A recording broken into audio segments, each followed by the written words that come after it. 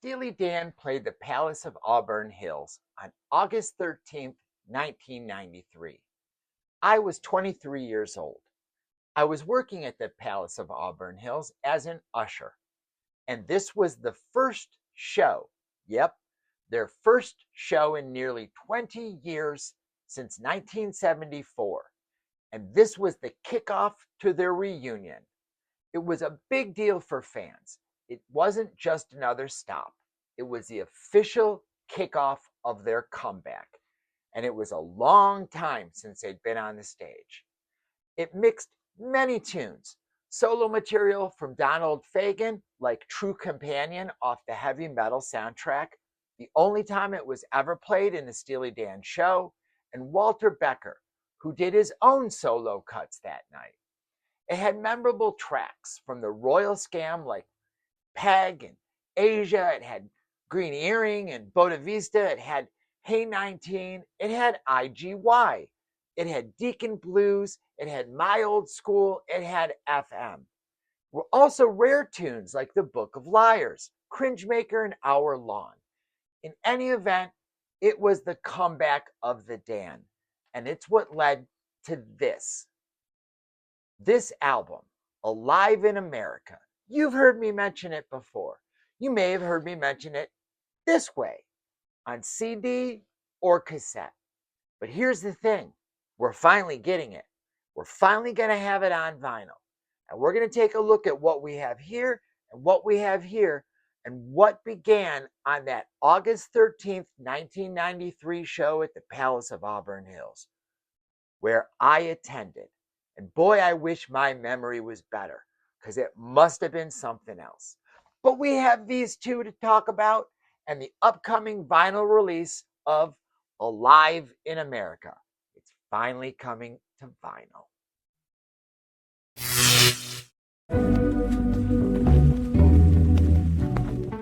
Alive in America was released in 1995, October 31st. It was recorded during the 1993-94 reunion tours for Steely Dan. It was released on Giant Records, and it was the first official Steely Dan album, and honest-to-God proof that Becker and Fagen weren't just studio musicians and perfectionists. After not touring as Steely Dan since 1974, this 90s reunion honestly shocked fans, myself included. I was beginning to think I would never see my favorite band live in concert. These shows, which kicked off at that Palace of Auburn Hills show, were the band finally stepping on stage again. And Alive in America is the document of that proof. It was total Steely Dan. No crowd noise added. No rambling stage banter back and forth between he and Walter. No sloppy nostalgia. It was tight, polished, and almost studio clean as their studio albums. This is peak 90s Steely Dan perfection. It had jazz fusion, it had killer horns, it had monster rhythm section, it had Fagen and Becker sounding relaxed, sardonic, and locked in. And it was released in two formats, this cassette and this CD. Two things which are coming back these days. But what's not here is the vinyl. And that's going to change, because the vinyl version of Alive in America is finally coming out. You've heard me mention it a few times. You've heard Tim at University of Vinyl mention it a few times. In fact, he's one of the people that I texted as soon as I got the news. He's my only other Steely Dan friend that I know that was looking forward to this album. So I know many of you are looking forward to this on vinyl as well. And I thought we'd take a look at these two versions because I've been listening to these for years, literally. And it was the only way I could have them. In fact, I bring this in my car every week. I listen to it on the way to work. I listen to it on the way back from work. I listen to it going to get groceries or hay for the horse or kitty litter for the cats. This has to be listened to at home because that's the only place I have a cassette player. And what are the differences? Do one of these sound better than the other? Well, you guessed it, absolutely. And I wonder how the vinyl is going to sound. But let's take a look at these and then we'll get into that vinyl release. So here we have the two releases that were originally released in 1995 on October 31st by Giant Records. You've got the cassette tape on the left and the CD on the right. We'll take a look at the cassette tape first. It's got that great photo of the mummy carrying the girl on the cover. It's got the spine, which is the title, Alive in America, and Giant Records logo.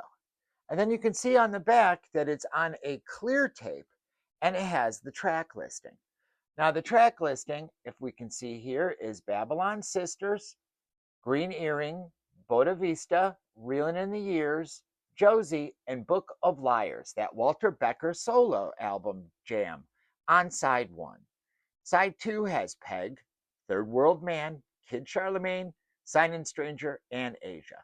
As you see in the middle, it's produced by donaldfagen. That is the cassette. Now, the CD also has that picture of the mummy carrying the girl on the cover, that great kind of 50s retro look. But on the back, what's that? We've got a photograph that does not appear on the cassette tape. Now, it has the same track listing, of course, but it's got that really cool photo. So that's the first major difference between the two, is that back. Now, when we go in and open the cassette tape, you've got the cassette tape again on clear, and you can see I've been listening to it as I love this album. And then we've got the J card. Now, the J card has got a fold-out J card, as you can see here. We'll see if I can set that up here. And on the front, it's got, the very beginning, it's got a Dear Craig letter. So a Dear Craig letter, and then it's signed by the boys at the bottom. Next to that, it's got this listing here of the tracks with a short description of each track. Picture of Walter next to that. And then it's got a little letter that's continued over here, and then a picture of Donald there. So that's the J card on the first side. And on the back side, you've got this. You've got credits. You've got photographs from the tour, who played on the tour, the results of a contest, Steely Dan Alive in America contest results, and who won. And then it's got Steely Dan remarks, and then album credits on the end. We'll take a look at these a little closer in detail in a sec. But you see, that's the cassette tape. Now, the CD, in typical Steely Dan fashion, is a little different. You've got a photograph from the show, and then you've got this series of photographs that are not in the cassette tape, and this little booklet. Now, in the little booklet, you've got a lot of the same info that we had in the cassette, and you can see it a little bit better. So it's got a story here, Dear Craig, I'm indeed aware of the date and the fact that the long-promised liner notes are now terminally overdue. Typical Steely Dan humor. And then next to that, it's got those same credits for the songs. However, because of the CD format, they're a little bit bigger. So you can see each one of them has a little description underneath it. Babylon Sisters says late 70s LA noir. Underneath that, Green Earring has minimalist. Underneath that, Boda Vista has the lure of the East. And you can see that that Boda Vista is a Detroit, Michigan show. However, not the kickoff show. This is from 8/27/94. And that more than likely was from the Pine Knob venue in Clarkston, Michigan, not Auburn Hills, where the Palace was located. Now, Reeling in the Years, that's from Chicago. That says it's got a neat solo and is reclaimed juvenilia. These guys, these lyrical, book-worthy madmen. Then you've got Josie, that's from Phoenix. It's a mock sacred intro. You got Book of Liars, which is Betrayal in the Burbs. You've got Third World Man. You've got Kid Charlemagne there. Again, that is from Detroit, 94, and that's a 60s epitaph. You've got Sign-In Stranger, which says Boom Planet. That's from Detroit, Michigan as well, 8/27/94. And then you've got Asia, which was from Irvine, California, and was eclectic Orientalism. I don't, wow. Slide into decadence or healing regression. Boy, I'm telling you, you need a thesaurus. So it says at the very end, show over, and then you've got the next page. You've got those photos that were in the cassette as well, and then the story in the middle here with a coffee stain. That makes sense. I saw the best musicians in my generation, maybe not the best, but plenty good. And it goes on. And I'm sure hoping that this stuff will all be in the vinyl. I haven't heard anything if this vinyl is going to be gatefold. I haven't heard if it's going to have the replicated liner notes. I would sure hope that it would. And then you've got the credits here, donaldfagen, Walter Becker, and company. And it's got all the fellows that did that tour, and what a band. I mean, these recordings are killer, guys. If you've never heard Alive in America, I suggest you play it, stream it before you get the vinyl, if you're looking forward to get the vinyl. And here, of course, are who played on this. What epic session players. You've got Roger Nichols recording it there. You've got Peter Erskine on drums. You've got Bill Ware. You've got over here in the corner, Jorg Waldemaris. Did I say that right? Did I crush his name? You've got Chris Potter over there. You've got Bob Shepard. You've got backing vocals by the wonderful Diane and Catherine and Brenda. I mean, you got Warren Bernhardt up at the top, and you got Drew Zing over there on guitar as well. Cornelius Bumpus on sax, Bob Shepard on sax. Just amazing. And then here are the results that we saw in the cassette tape as well. The results for the Alive in America contest. First place, what are Donald and Walter really like? They're really weird, man. I think they're probably abducted by aliens years ago. Yeah, that would explain it. Then you've got best tour recipe and my most unforgettable moment of the tour category. And there's some unforgettable moments down below by Cornelius Bumpus, saxophone. So you can pause this if you want to read all of it. I'm not going to read all of it, but again, that's replicated. And then you've got this last page here, continuing, did they ever tour back in the 70s? What were they performing like? And then over here, you've got credits recorded live by Roger Nichols during the summers of 93 and 94. The mop up and mix down by Nichols at River Sound, NYC, and so on. And again, you can pause this if you'd like. You've got that picture of the scaffolding. And that scaffolding, which you can see on the CD itself and on the back cover. Now, the one thing I want to point out that I've always noticed about this CD, look at the bottom here. See how it ends? It says, but they soon learned that the music in these books were full of wrong. Wrong what? See that? Full of wrong. Somebody didn't transfer this correctly. Somebody didn't do their job, and it got cut off. And if you look over on the cassette, you can see, let me get to it here. Where is it here? Where is it? Full of, oh, here we go, right here.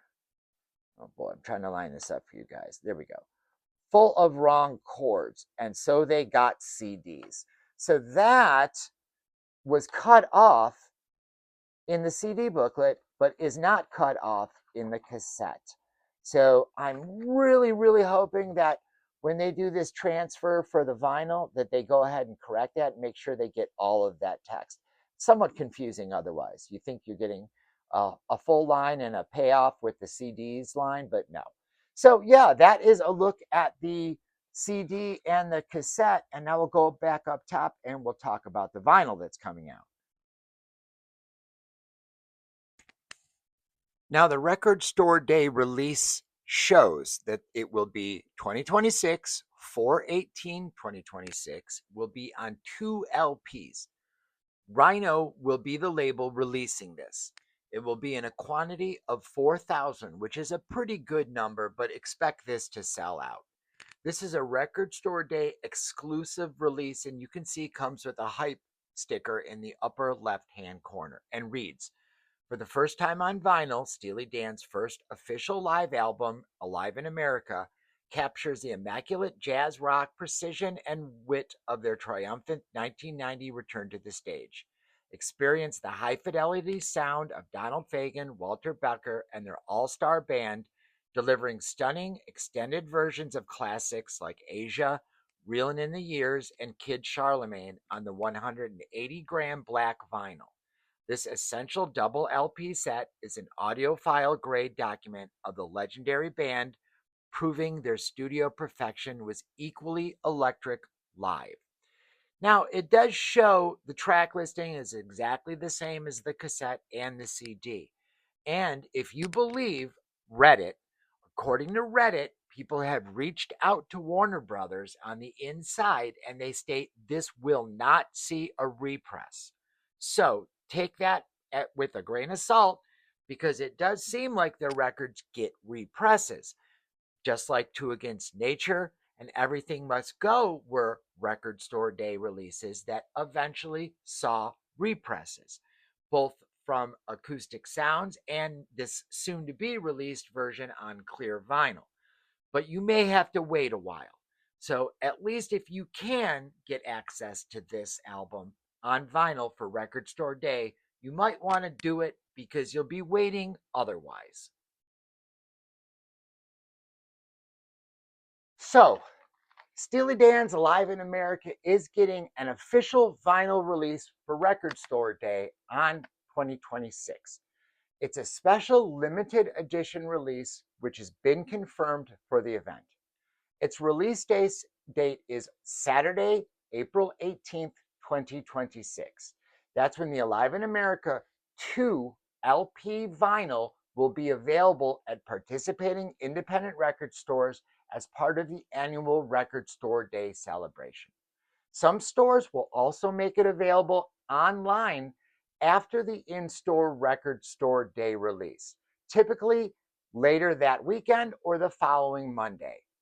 This is the first official pressing of Alive in America on vinyl, and finally brings this classic live recording to the format of vinyl for the very first time, making it a coveted release for any Steely Dan fan and collector. And I'm hoping I can find one.